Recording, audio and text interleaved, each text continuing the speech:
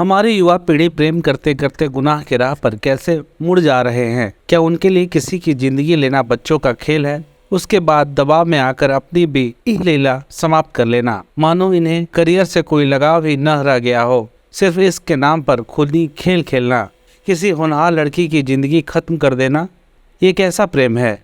ऐसी ही दिल दहला देने वाली अधूरी प्रेम कहानी रांची में पिछले 2 दिनों से लोगों की जुबान पर है, जिसका अंजाम इतना खतरनाक हुआ कि पूरी रांची सन्न रह गई है। कि कल एक छात्रा की हत्या कर दी गई है।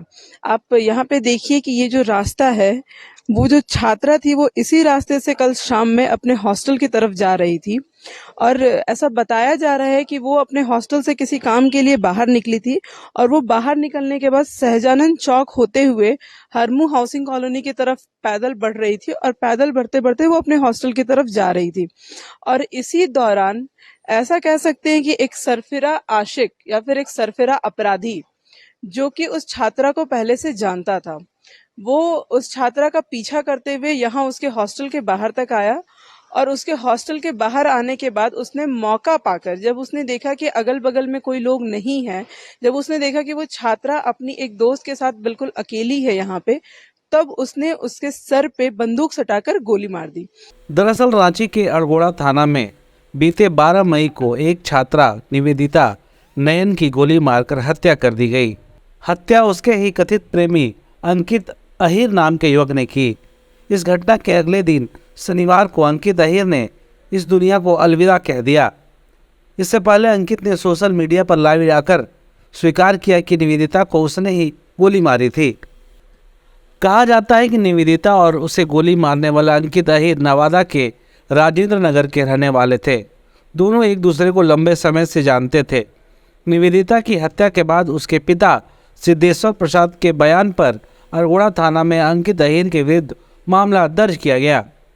अंकित करीब 1 वर्ष से निवेदिता के साथ हॉस्टल में आकर उससे मिलता जुलता था, लेकिन अंकित की गलत हरकत की वजह से निवेदिता उससे मिलना जुलना बंद कर दिया।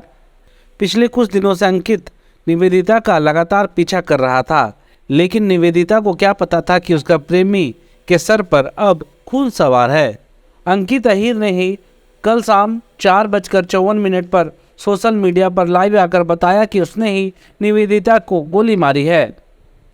अब वह भी उसके पास जा रहा है।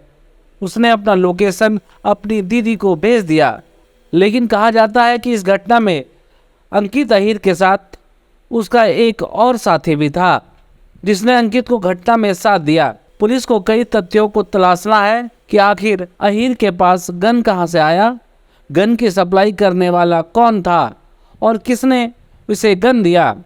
कहीं कोई और कहानी इस कहानी के अंदर तो नहीं है। होती है कि ये रांची पुलिस की छानबीन से डर गया था। इसे कहीं ना कहीं लग रहा था कि पुलिस जिस जद्दोजहद से इसे खोजबीन रही है वो कहीं ना कहीं पकड़ा जा सकता है और पकड़े जाने के बाद उसे जेल हो सकती है, लेकिन इन सब चीज़ों से वो बचना चाहा और उसने बचने का एकमात्र उपाय चाहा ये